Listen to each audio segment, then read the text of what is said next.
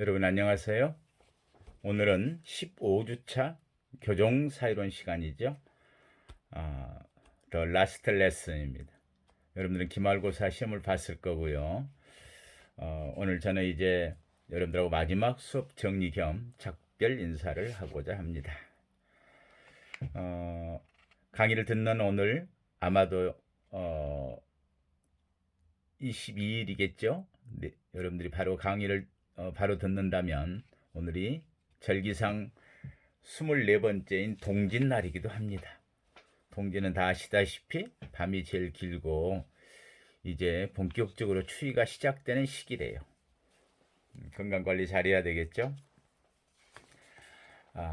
화면을 봐야 더 재미있을 것 같아요.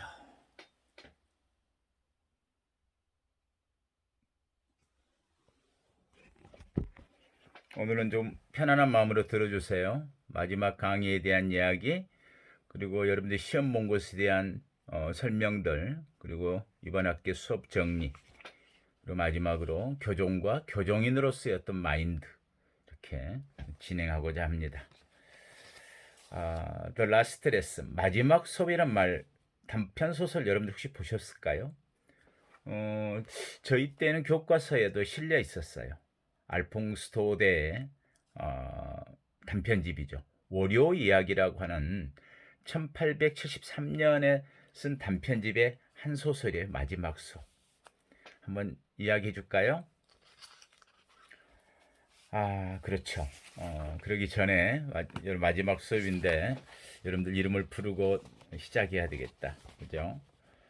현민, 한 학기 동안 수고했어요. 정기용, 애썼어요. 권은지, 반가웠고요.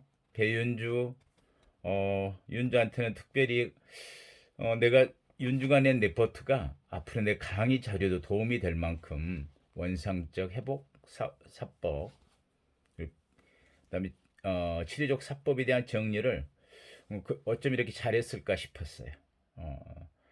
참고문은 내가 나중에 좀 물어볼 생각이에요. 더 자세히. 박경은도 정말 잘 정리했어요. 아마 두 사람이 거의 100점 받았겠죠. 손영주, 엄지혜 한 학기 동안 수고했어요. 유채림, 이선아, 임혜진, 표세진, 강수정, 수정이도 마지막까지 했었죠. 리포트랑 정리하느라고.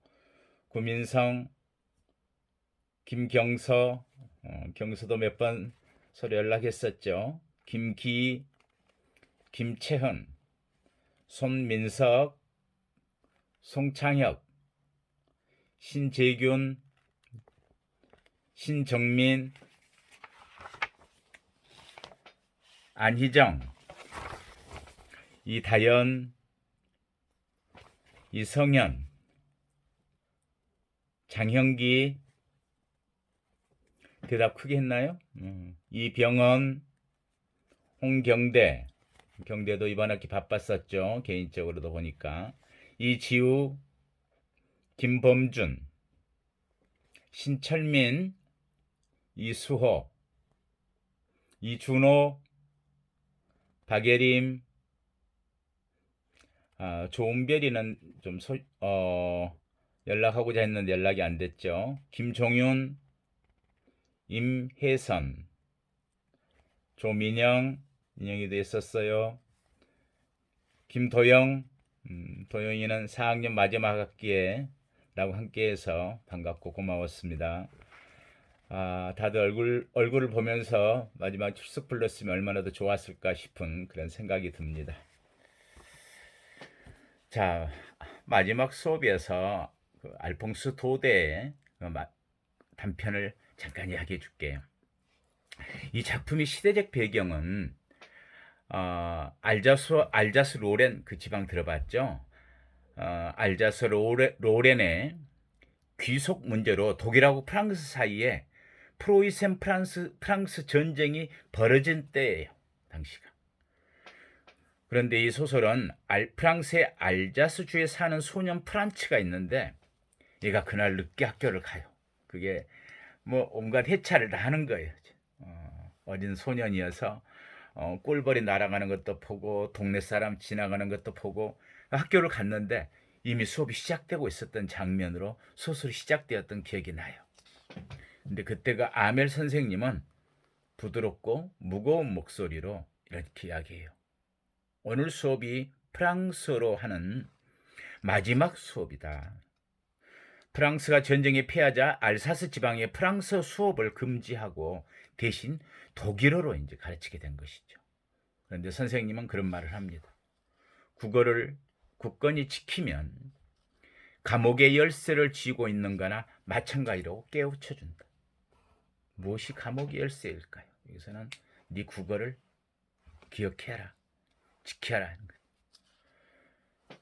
학교의 괴종시계가 드디어 12시를 알리고 프루시아 병사의 나팔 소리가 울려 퍼지자 선생님은 더 이상 말을 잇지 못하고 칠판에 프랑스 만세라고 쓰고는 수업이 끝났음을 알리는 거예요. 이 소설의 줄거리예요. 어떤 느낌이 드나요? 마지막 수업. 저는 어떤 기억이 하나 나는데 딸이 대학 시절에 교환학생으로 프랑스를 가는 거예요. 정말 불어 한마디도 못한 아이가 갑자기 프랑스로 가기로 결정을 했어요. 안쓰러웠어요. 어린 아빠 입장에서는 어린 딸이 프랑스도 못하는 그 머나먼 곳에 교환학생을 가는 거예요. 공항까지 바래다 주는데 전날 편지를 썼었죠.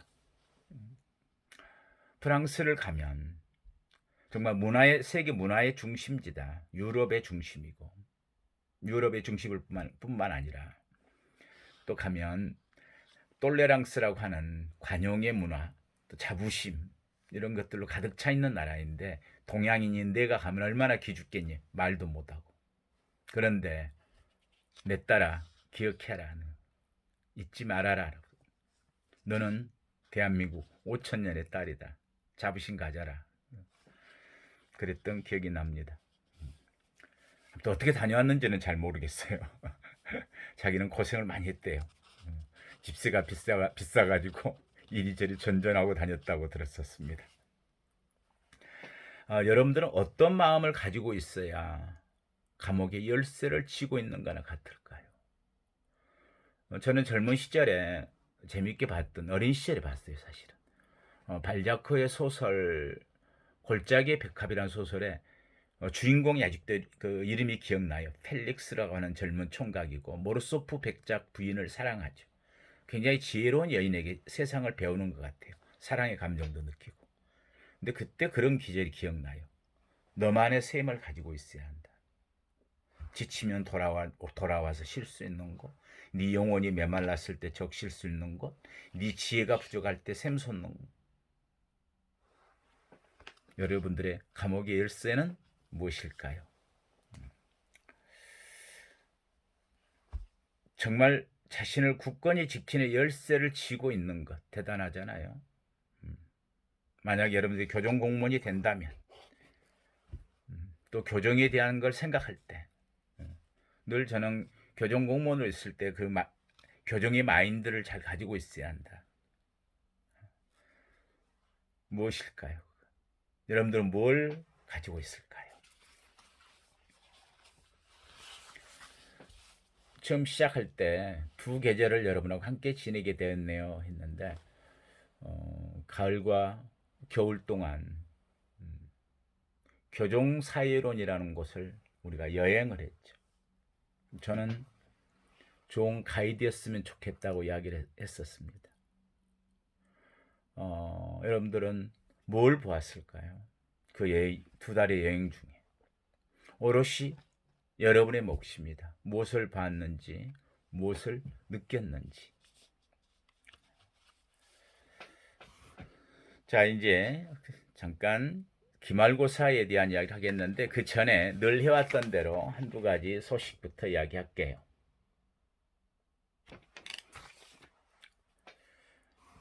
교정 뉴스 앤드 담론 그랬는데 오늘은 분석 그렇게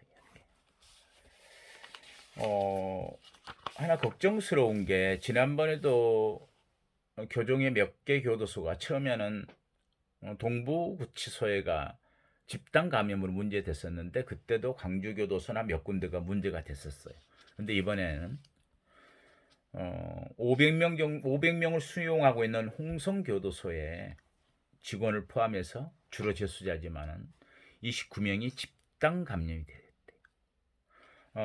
수용자 한 명이 감염돼서 들어와가지고 이를테면 신입 수용자 40대 된 남자 수용자가 확진 판정을 받았는데 그 뒤로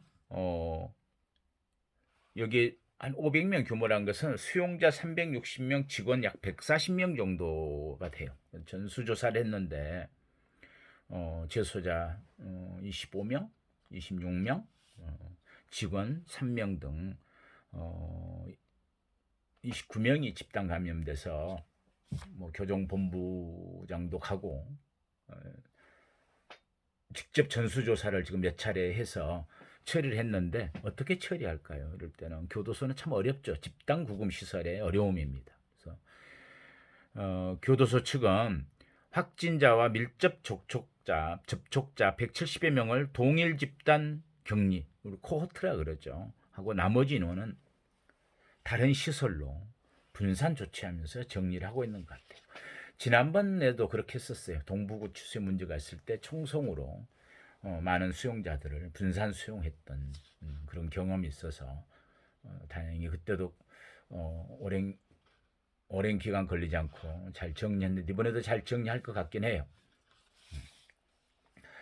또 보니까 이제 지금 남부교도소, 옛날 영등포 교도소라 그랬죠. 교도소 구치소가 함께 있어요. 근데 남부교도소가 문제가 있고 동부구치소도 문제가 있다고 듣고 있습니다. 교정에서 요즘 가장 어려운 문제 중에 하나가 집단 감염 문제들이기도 해요. 또 한 가지 하나 소식은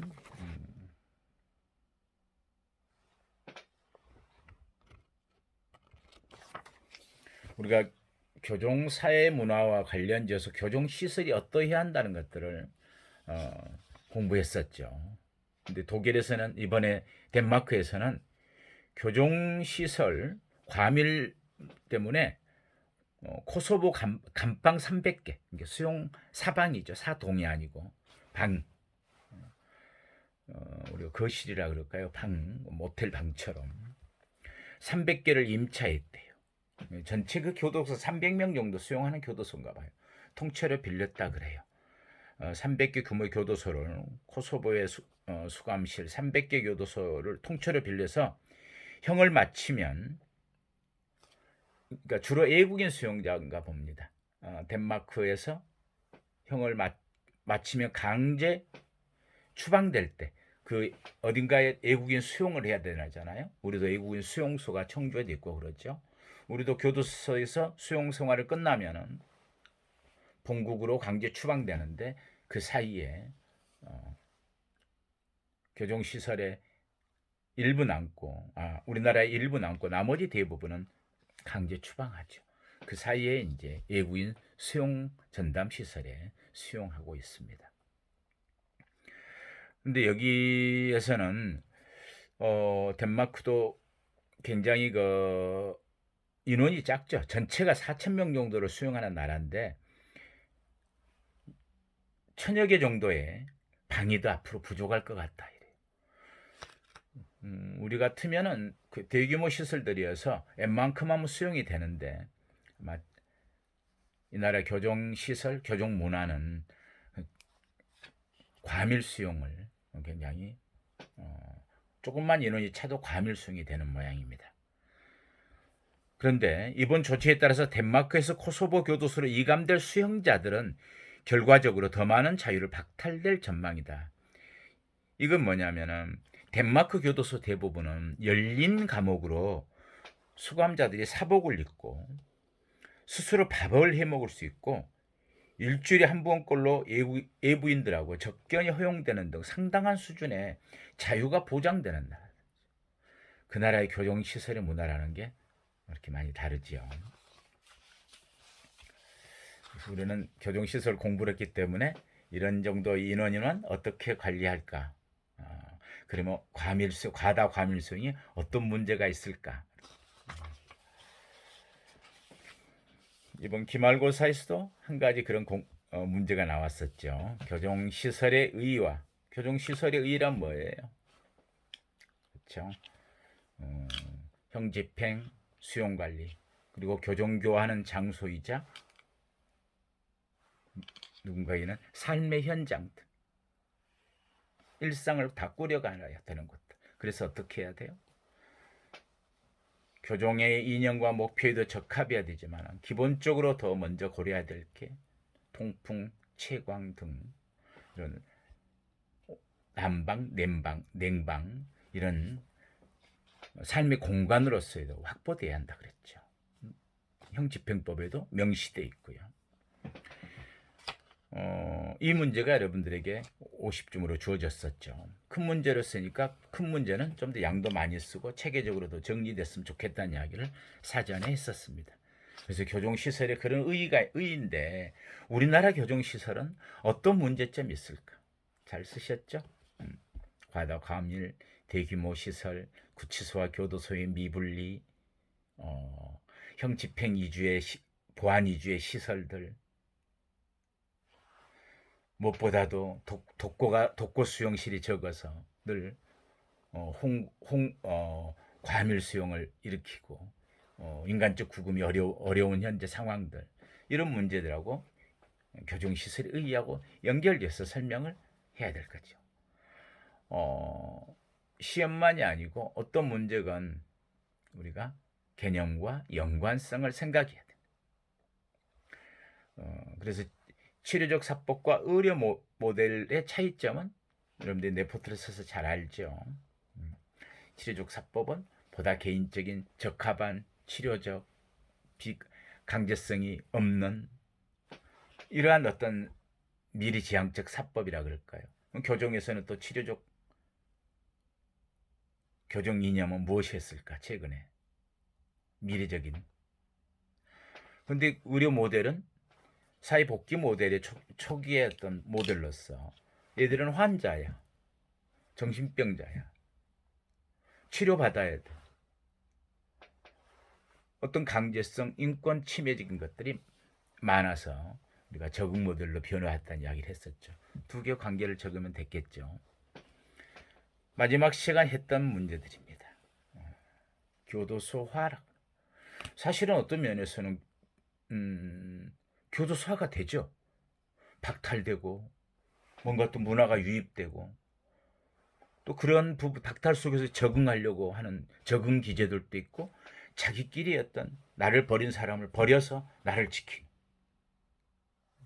그런데 자칫 그 교도소화는 부정적인 의미로 쓰이는 게 교정 교화가 잘 되지 않는 교도소화됨으로써 범죄 학교화되거나 수용자 강령, 범죄자 강령을 습득해버리면, 그래서 그런 부문화, 교도소 문화의 관련성을 여러분들이 잘 이해하고 있는지 제가 이렇게 시험에 물어봤었죠. 잘들 적었으리라 생각합니다. 그리고 그런 부분들을 잘 이해했으면 좋겠다는 생각을 하고 있습니다. 자, 이번 학기에는 그런 내용에서 교정 사이를 이야기해서 교정학적인 어떤 지식 위에 우리가 좀 더 사회 문화적인 어떤 배경을 더 이야기했던 것 같아요. 교정 사이를 결정짓는 또는 형성하는 중요한 요인들은 뭘까요? 교정이란 무엇이지라는 개념의 문제. 그 개념은 어떻게 변해 왔을까요? 그 개념이 변한다는 것은 참 사회과학은 교정학만이 아니고 전부 개념의 싸움인 것 같아요. 제가 이 옷을 좋아해요. 왜냐하면 다른 옷들이 헐거워졌어요. 어떤 옷은 잘못해서 샀는데 쪼여요. 근데 이 옷은 편안하고 조금 핏도 괜찮고 넉넉해요. 컨셉, 개념은 이런 거예요. 어떤 사물이나 상황을 특징적으로 설명해내는 것들인데 너무 쪼여도 안 되고 너무 헐거워도 안 되는. 너무 쪼이면 왜 안 되냐면 늘 사이는 변화해 가잖아요. 그런데 너무 타이트하면 개념이 정확히 이해가 안 되겠죠. 설명이 안 되겠죠. 너무 헐거우면 그 특성을 다 이야기할 수 없죠. 다른 것까지를 포함하게 되기 때문에 이러한 교정의 개념들은 그래야 다음에 어떤 논리적인 진술, 거기에 대한 가설을 세우고 검증해서 이론이 만들어지는. 기초는 늘 개념이거든. 제 개념 없어. 이런 말도 하나요. 그래서 교정 사회를 결정짓는 건 어떤 그런 교정 개념, 교정의 이념과 목표, 시설과 문화, 제도와 법규, 이런 부분들이 교정 사회를 형성하겠죠. 우리가 모든 걸 공부했던 내용들이에요. 수용자의 지위와 인권 침해, 인권의 보장 문제들, 수용자의 사회의 부문화와 교도소와의 문제들, 우리가 쭉 살펴왔던 게 그거예요. 교정 사회를 이해하기 위해서 교정의 개념, 이념과 목표, 시설과 조직, 어떤 안에서 처우 내용들, 수용자의 지위와 인권 침해했을 때 권리 침해가 되었을 때 보호하는 것들, 사법적 구제, 비사법적 구제 내용들, 그리고 교도소의 문화, 이렇게 살펴왔던 한 학기였습니다.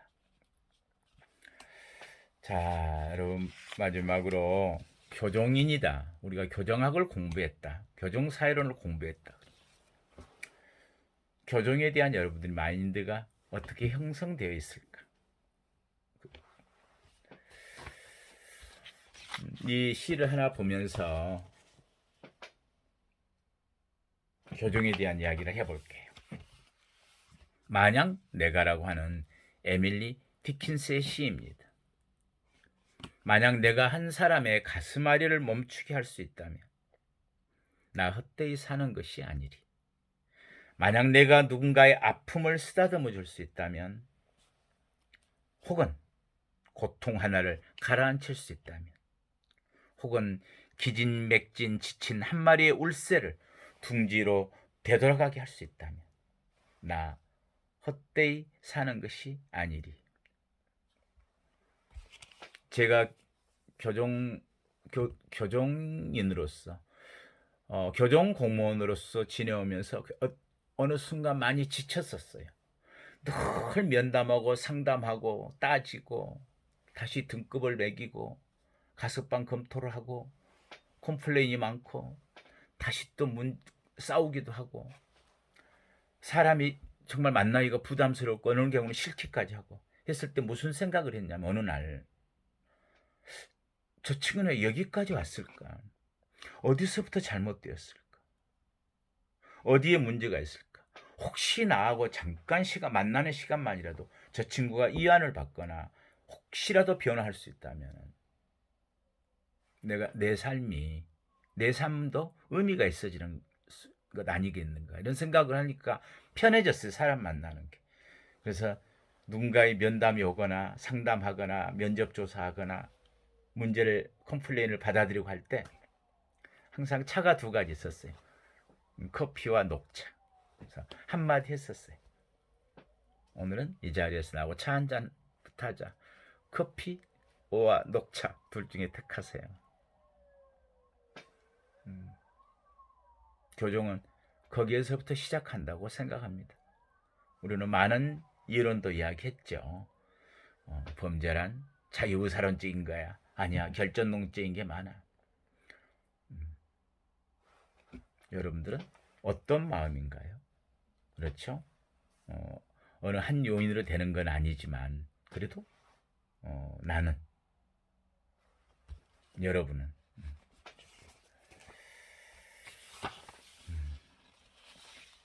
그래서 제가 적어놨던 마지막에도 글귀였어요. 그 사람은 어느 단추부터 잘못 끼워졌을까? 우리는 그걸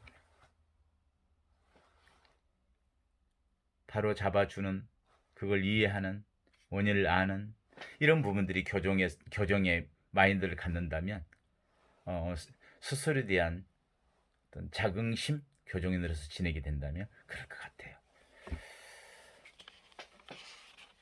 마지막으로 하나 더 자료를 읽어주면서 끝낼게요.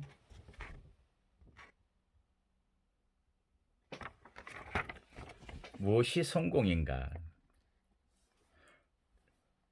렐프 월도 에머슨.